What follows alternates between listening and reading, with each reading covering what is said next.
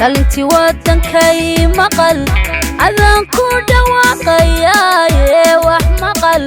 dhulkani tacbu rabay dhulka dayartu rabay dhulkani tacbu rabay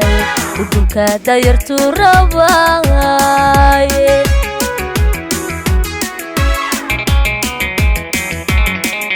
dhalintii wadankay maqal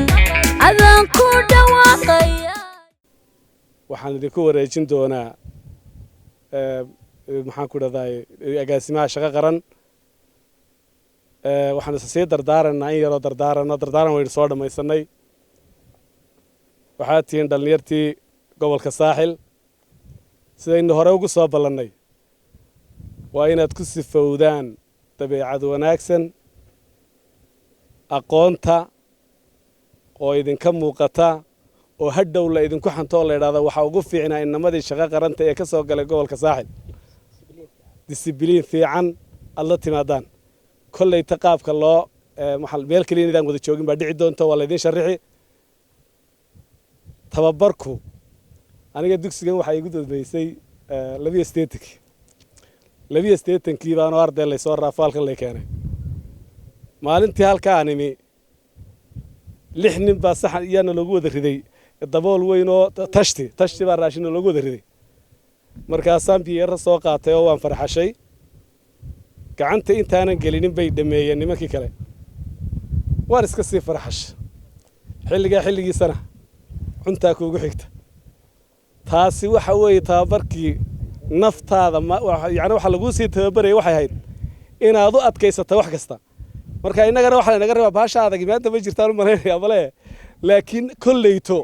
waxa idinku soo socota hawlo fara badan oo la rabo qofku inaanu rag hortii inaanu cabanin oo shaqaysta nin walba oo maxaan ku idhaahdaa nidaamkiisii iyo maxaan ku idhaahdaa ixtiraamkiisii iyo disibiliinkiisii wixiisii u la yimaado iga dardaarantaasi agaasimo guud iyo taliye waxaan idinku wareejinayaa ardaydii shaqo qaran ee ku guulaysatay 51 oo hortaada taagan intii habla ahayd waxay joogeen gobolkii oo sidii xeerku ahaa halkoodii bay ku galayeen hawloodii kale aqoontii kale laakiin halkan 51 kuwii ugu aqoonta badnaaya sida liistada haysataba kuugu cad ayaan kugu wareejinayaa gudoomiye waanu kaala wareegnay ama waanu kaa gudoonnay dhalinyaradii shaqo qaran nasiibka u heshay ee gobolka saaxil oo tiradoodu dhan tahay 51 xubnood waan idinku soo dhaweynaynaa akademiyada shaqo qaran ee aad maanta joogtaan oo halkaa u soo socoteena ayaan idinku soo dhaweynaynaa halkan waxaa ugu timaadeen walaalihiin ayaa la kulmi doontaan oo iyaguna sidiinoo kale gobollada kale ka yimid waa isdhexgeli doontaan waa isbaran doontaan saaxiibo badan baa ku yeelan doontaan xuduudda jamhuuriyadda somaliland oo dhan saaxiib baa ku yeelan doontaan ayadaan weligii kala hadhin waxaa halkan idinku soo dhaweynayaa taliyaha kuliyadda saraakiisha maxamed maxamuud sardheeye gaashaanle sare taliyihii waa kan taliyaha dugsigan aad joogtaan aadan ibraahim axmed gaashaanle madaxda gobolka saaxil ee uu hogaaminayo barasaabka gudoomiyaha gobolka xogayaha degmada berbera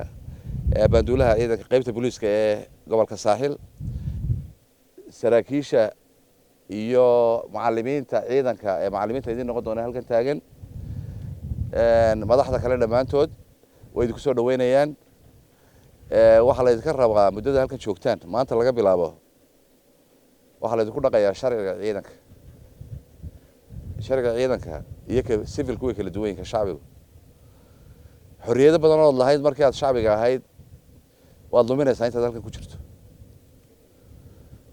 waxaad qaadanaysaa amarka ciidanka ku siiyo amarka macallimiinta ku siiso macallimiinta ciidanka amarka maamulka saacaddii la doonaa lagu kicinaya waxa lagu kicinaya salaada subax tababar baa lagu siinayaa hawshii la doonaa lagu dirayaa waxaasoo dhan waad u dhegnuglaanaysa waa tababar naftaadu u baahan tahay haddaad in fara badan kusoo jirteen xaynkii hooyooyinka maanta waa ka soo baxdeen idinkoo muddo karaa ka noqon doontaan halkan idinkoo raga ayaa ka noqon doontaan ninkii jilicsanina wuu hadhi doonaa waxaa laga yaabaa wiiga ugu horreeya inay xamili waayaan qaarkiin oo yidhahdaan waan noqonaynaa raggu kala baxaya waan dardaaraynaa waxa la idinka rabaa anshax wanaag waxa la idinka rabaa dhaganugeyl waxa la idinka rabaa wax kastoo akhlaaq ah oo wanaagsan ayaa la idinka rabaa waxa la idin tababaraya waxa weeyaan qarankan inaad hogaamisaan raggii qaranka lahaa baa tihiin berito raggii hogaamin lahaa inta iyadana dhami berito daabaaba na fadhiisinaysaba oo ka baxaynaa meesha waa in la sii tababaraa ilaa haddii idinkoo sidii hore iska ah ay idinku soo baxsato hadhow waxaa samaysaan garan maysaane waa la idin sii layliyayaa layli si ay u xamishaan culayska mas-uuliyaduhu leeyihiin waayeelnimada hogaaminta wax fara badan baa ku baran doontaan halkan wax badan oo idinka maqan oo iskuullada iyo jaamacadaha idan kusoo qaadan baa baranaysaan waxaa ka mid ah civic education baa qaadan doontaan wadaniyadii maxay tahay maxaa waajib ku saaran maxaad xuquuq leedahay aad baran doontaan insha allah idinkoo garanaya dalka iyo dadkaba ayaa insha allah halkan ka noqon doontaan waa muddo kooban ma sii badna waa 3 bilood 9 habeen wax la tiriyay waxaad u yar marka aad baan idin dardaarmaynaa anshaxa ay ilaalin doontaan dhalintii wadankay maqal adaan ku dhawaaqayaa wax maqal dhulkani tacabuu rabaaye udunka dayartuu rabaaye dhulkani tacabuu rabaaye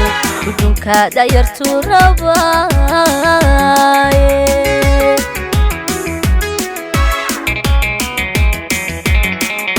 barbadhiidhiduu rabaaye kuwaa ka dhaqaaqaye badaha ku dhacuu rabaaye dhulkaaga dalkaaga dhulkaaga dalkaaga dhugo wax fahan dhulkaaga dalkaaga dhulkaaga